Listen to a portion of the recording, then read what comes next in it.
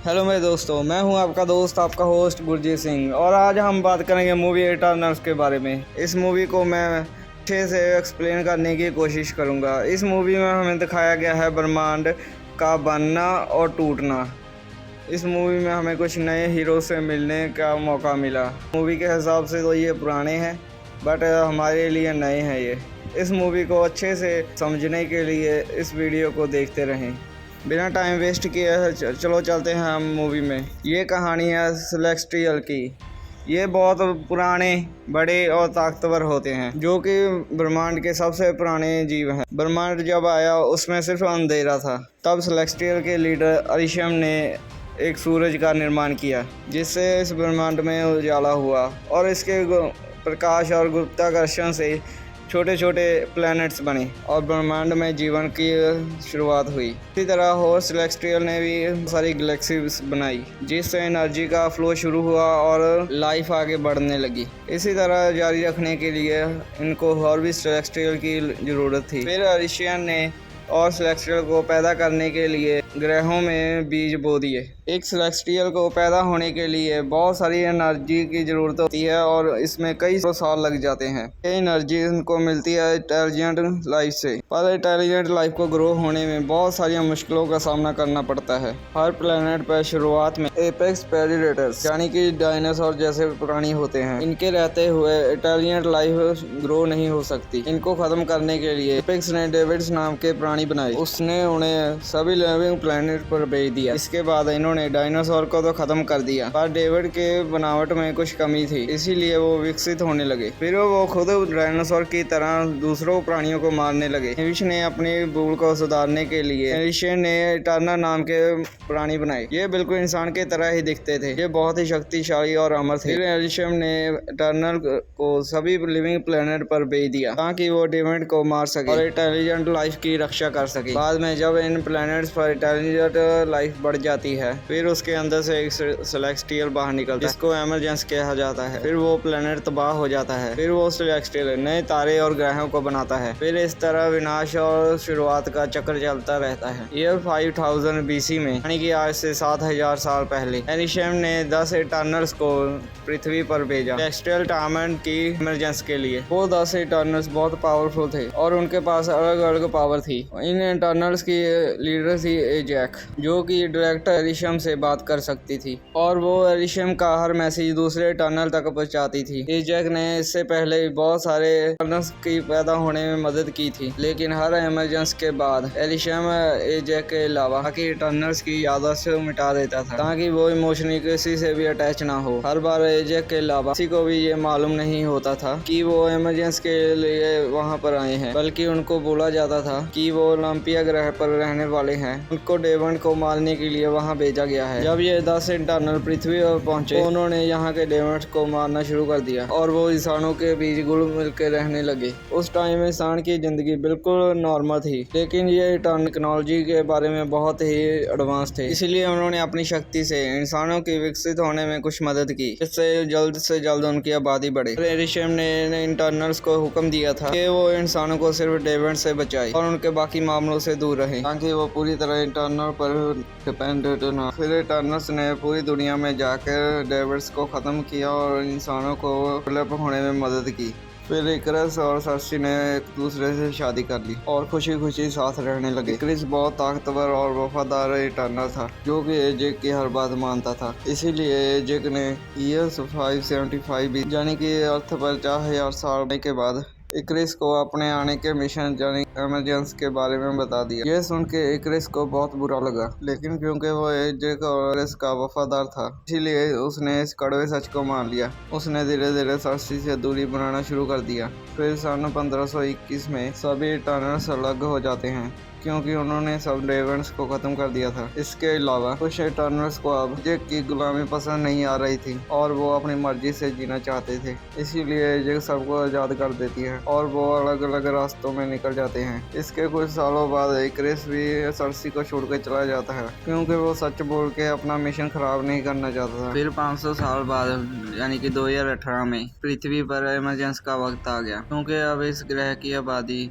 सही मायनों में बढ़ चुकी थी। लेकिन तभी थैनोस ने इन्फिनिटी स्टोन का इस्तेमाल करके यूनिवर्स की आधी पॉपुलेशन को मिटा दिया। इससे दुनिया की आबादी घट गई और एमरजेंस रुक गया। लेकिन उसके 5 साल बाद यानी कि 2023 में एवेंजर्स ने इन्फिनिटी स्टोन जमा किए, यूनिवर्स की आधी पॉपुलेशन को फिर से वापस लेकर आए। इससे इमरजेंसी फिर शुरू हो गया और धरती पर अब छोटे मोटे भूकंप आने स्टार्ट हो गए, क्योंकि अब इमरजेंसी में सिर्फ 7 दिन रह गए थे। इसीलिए क्रिस जैक से मिलने उसके घर जाता है। क्रिस इस बात से बहुत खुश था कि अब उसका मिशन पूरा होने वाला है, लेकिन एजेक इससे उदास थी। क्रिस को बोलती है बाकी प्लैनेट्स के मुकाबले ये प्लैनेट और इसके लोग बहुत अलग है। यहाँ के लोग भड़की अपने आप से लड़ते हैं, लेकिन फिर भी वो मिलजुल कर एक साथ रहते हैं। वो खुश रहना चाहते हैं और जीना चाहते हैं। जब एवेंजर्स ने थानोस की करनी को पलट दिया, तब एजेक को लगा एक सेलेस्टियल के लिए इन लोगों को मारना जरूरी नहीं है। इसीलिए उसने एमरजेंस को रोकने का फैसला कर लिया। लेकिन इक्रिस को उसकी बात पसंद नहीं आई। उसको लगता था कि इंसानों से ज़्यादा सेलेस्टियल की ज़िंदगी ज़्यादा इम्पोर्टेंट है। इसीलिए इक्रिस मन ही मन में उसके खिलाफ था। फिर वो एजेक को लास्का लेके जाता है। वहाँ पर अब भी कुछ डेवन जिंदा थे, जो कि सदियों पहले बर्फ में दब गए थे, लेकिन अब ग्लेशियर के पिघलने से बाहर आ चुके थे। वहाँ इक्रिस एजेक को बोलता है वो एमरजेंसी रोकना नहीं चाहता, इसलिए वो उनको धोखा नहीं देने देगा। फिर वो इक्रिस को डेवन के सामने फेंक देता है। तब वहाँ डेवन का लीडर क्रो एजेक की पावर एब्जॉर्ब कर लेता है, जिससे वो मर जाती है। उसके पास हीलिंग की पावर थी, मतलब वो खुद को और दूसरों को ठीक कर सकती थी। लेकिन अब वो पावर डेवन क्रो को मिल जाती है और इसी के साथ उसकी मेमोरी भी उसको मिल जाती है, जिससे उसको पता लगता है एलिशियम और इटर्नल्स ने उनके साथ कितना बुरा किया है। फिर क्रो एजेक की पावर अपने साथियों में भी बांटता है, इससे वो और ताकतवर बन जाते हैं। फिर वो सभी इंटरनल को मारने के लिए निकल जाते हैं। फिर क्रिस एजेक की लाश को उसके घर में छोड़ देता है, क्योंकि उस पर कोई शक न करे, ताकि इंटरनल्स को इस बारे में कुछ भी नहीं पता था। वो इंसानों के साथ नॉर्मल लाइफ बिता रहे थे। सर्सी एक म्यूजियम में काम करती थी। वो स्प्राइट जो कि सबसे छोटी टर्नर है उसके साथ रहती थी।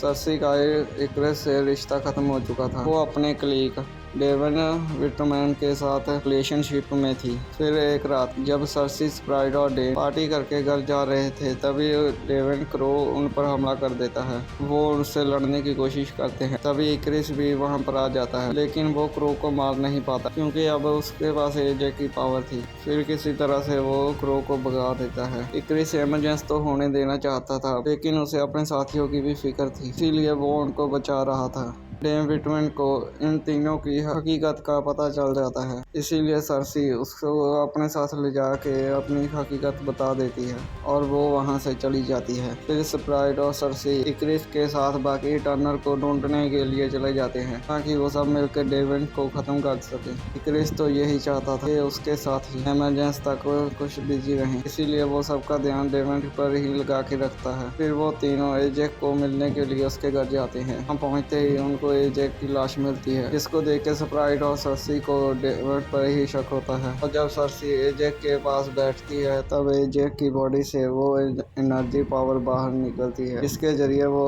अरिशियम से बात करती थी। सर्सी के अंदर चला जाता है। तब सर्सी को अरिशियम की एक झलक नजर आती है। एजेक ने मरने से पहले सर्सी को एक नया लीडर चुन लिया था, क्योंकि सर्सी को इंसानों से बहुत प्यार था और वो ही इमरजेंस को रोक सकती थी। इसीलिए एजेक के मरने के बाद वो एनर्जी पावर सर्सी को मिल जाता है। फिर इक्रिस, सर्सी और स्प्राइट मिलने जाते हैं इटर्नल किंगो से। किंगो अब बॉलीवुड का एक स्टार बन चुका है। जब उसको एजेक की मरने की खबर मिलती है, तो वो भी उनके साथ जाने के लिए तैयार हो जाता है। फिर वो ऑस्ट्रेलिया जाते हैं इटर्नल ग्रुप में और थीना से मिल। वहाँ सर्सी जब थोड़ा फोकस करती है, तो उसको अरिशियम से बात कर पाती है और अरिशियम उसको इटर्नल और डेवन की हिस्ट्री के बारे में बताता है। वो उन्हें बोलता है कि उन्हें पृथ्वी पर एक्सटीरियर टियामत की इमरजेंसी के लिए भेजा गया है। सुनकर सर्सी बहुत हैरान हो जाती है और वो अपने साथियों को इस बारे में बताती है। अभी सभी लोग इमरजेंसी को रोकने का फैसला करते हैं। इस काम के लिए वो ड्रूइग की मदद लेने के बारे में सोचते हैं। ड्रूइग के पास माइंड कंट्रोल की पावर थी, इसीलिए वो ड्रूई की मदद से ट्रामस को सुलाने के बारे में सोच रहे थे। वो ड्रूई को मिलने अमेज़न के जंगल में जाते हैं। फिर वो ड्रूई को सब कुछ बताते हैं और इमरजेंसी रोकने के बारे में कहते हैं। फिर वो घबरा जाता है क्योंकि सेलेस्टियल का माइंड कंट्रोल करना बहुत मुश्किल था, इसीलिए वो सोचने का कुछ वक्त लेता है। इसीलिए बाकी सब यहाँ पर ही रुक जाते हैं। उसी रात वहाँ पर डेविंस हमला कर देते हैं। डेविंस को इक्रिस और किंगो तो मार देते हैं, लेकिन डेविंस का लीडर क्रो गिलगमेश को मार के उसकी पावर को अपने अंदर ले लेता है और वो बहुत ताकतवर हो जाता है और उसका शेप भी बदल जाती है। इसके अलावा वहाँ पर कुछ अजीब घटना घटती है। पहले कुछ बेजान चीजों को का ही रूप बदल सकती थी। अब जब उसने एक डायमंड को हाथ लगाया तो वो एक दरख्त में बदल गया। इसका मतलब सरसी की ताकत विकसित हो चुकी थी। अब वो जिंदा लोगों का भी रूप बदल सकती थी। फिर वो इटर्नल फेस्टोस को ढूंढने के लिए निकल जाते हैं। फेस्टोस उनकी टीम का साइंटिस्ट था, जो इन्वेंशन करने में बहुत एक्सपर्ट था। लोग फेस्टोस की टेक्नोलॉजी और ड्रूई का माइंड कंट्रोल को कंबाइन करके हिम्मत को बेहोश करने के बारे में सोच रहे थे। फिर वो शिकागो जाकर उसे कैनवस करके अपने साथ शामिल कर लेते हैं। इसके बाद वो इराक जाकर अपनी स्पेसशिप को वहाँ उनको इकारी मिलती है जो कई सालों से वही रह रही थी। इकारी एक स्पीड जो अपनी पावर से बहुत तेज दौड़ सकती थी। वहाँ फेस्टोस सबको बोलता है कि वो अपनी टेक्नोलॉजी से सबकी पावर को कंबाइन कर सकता है। इसी कंबाइन पावर से ड्रूई का इटर्नल को सुला सकता है और इस प्रोसेस का नाम था यूनिमाइन।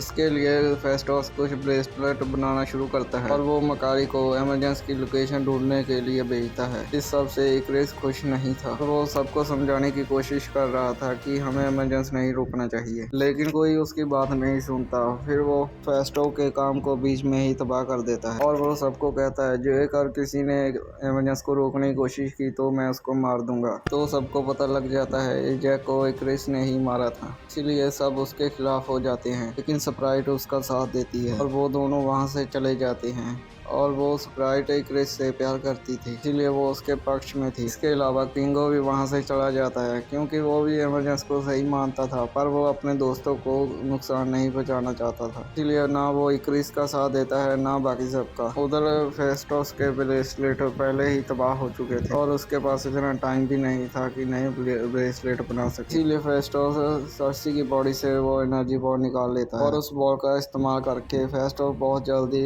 नए ब्रेसलेट बना लेता है। इसे पहन के सब लोग तैयार हो जाते हैं और वो हिंद महासागर में पहुंच जाते हैं क्योंकि वहां ज्वालामुखी के पास इमरजेंसी होने वाला था, लेकिन वहां पहले से ही इक्रिस और स्प्राइट बैठे हुए थे। तो बाकी इंटरनल से यूनिमाइन की शुरुआत करते हैं तो इक्रिस ड्रूई पर हमला कर देता है जिससे ड्रूई घायल हो जाता है। फिर मकारी, थीना और फेस्टोस इक्रिस से लड़ना शुरू कर देते हैं क्योंकि ड्रूई अब घायल हो चुका था। तो सरसी अपनी पावर से आमट को मारने का फैसला करती है। उधर बाकी टर्नर की लड़ाई में डेविड रो आ जाता है और वो सबको मारने की कोशिश करता है, लेकिन थीना उससे लड़ती है और उसको मार देती है। दूसरी जगह टामर जमीन से बाहर निकलने लग गया था, इसीलिए सरसी उसको छू कर पत्थर बनाना शुरू कर देती है। तब इक्रिस फेस्टोस की पकड़ से छूट कर सरसी के पास पहुंच जाता है और वो उसको मारने की कोशिश करता है, पर वो ऐसा नहीं कर सकता था क्योंकि वो उससे प्यार करता था, इसीलिए वो उसको मार नहीं पाता। तभी सरसी यूनिमाइन द्वारा शुरू कर देती है तो वो सबकी पावर खुद से जोड़ देती है। इस प्रोसेस में अब इक्रिस और स्प्राइट भी शामिल थे और इस कंबाइंड पावर से वो हामर से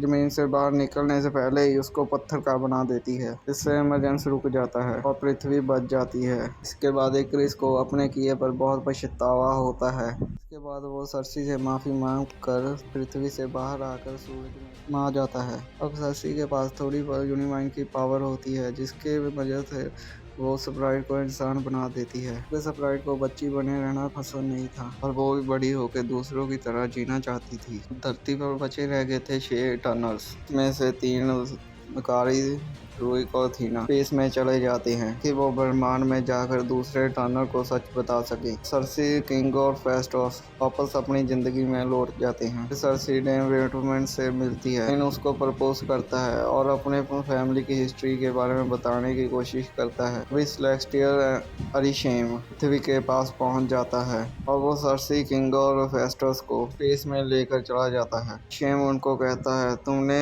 इंसानों को बचाने के लिए एक सेलेस्टियल को कुर्बान किया है, इसीलिए वो इनकी यादों से पता करेगा कि इंसानों को बचाने की जरूरत थी कि नहीं। वो इन तीनों को लेकर कहीं पर चला जाता है। शेम ने फिलहाल तो धरती को बख्श दिया था। फिर वो बाद में आएगा और अपना फैसला सुनाएगा। मूवी के मिड क्रेडिट सीन में हमें दिखता है टीना, मैकरी और ड्रॉइड स्पेस में ट्रैवल कर रहे थे, लेकिन अब उनके दोस्तों ने पृथ्वी से संदेश भेजना बंद कर दिया था।